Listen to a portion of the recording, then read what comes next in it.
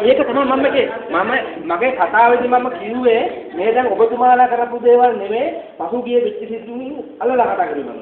එතකොට ඔබතුමාලා දැනුවත් වෙනවා. අන්න ඒක තමයි මම ඒක ගෙනාවා. මම ඉතින් ඔබතුමාලා අභාසපත් කරන කතා කරනවා නෙමෙයි කියලා මම කිව්වේ මුලින්ම. දැන් ওই ටිකට් කාලේ ලෝකසභාවේ ඉතිරිසාලිය. ඔයගොල්ලෝ ඔබතුමාලා දන්නේ නැහැනේ. දන්නේ. ඒක තමයි අපි මේ කියන්නේ. නැතුව මේවට කලාකප්පා කරන්නවත් මේව නැති කරන්නවත් විනාශ කරන්නවත් නෙමෙයි. අපි ඕනට සහාය කරනවා. අනික දැන් මේ දැපලු ක්‍රියේට් කරුවත් අපි තමයි රහින්නේ පොඩිම. අපි දන්නවා ඒක හොඳට. අපි තමයි නැහුනේ ඉතිරිලා. තොරන් ගහන්නද අර තොරන්නද මේ කරන්න පුවක් ගන්නපන්න ඔය ඔක්කොම අපේ නියම කාර්ය මම වෙන්නේ. අපි මේ මහතුරු නෑ කියලා කියනෝ නෙමෙයි. ඒකට යම් කිසි කොටසක් අපේ දායකත් වෙනවා. ඈ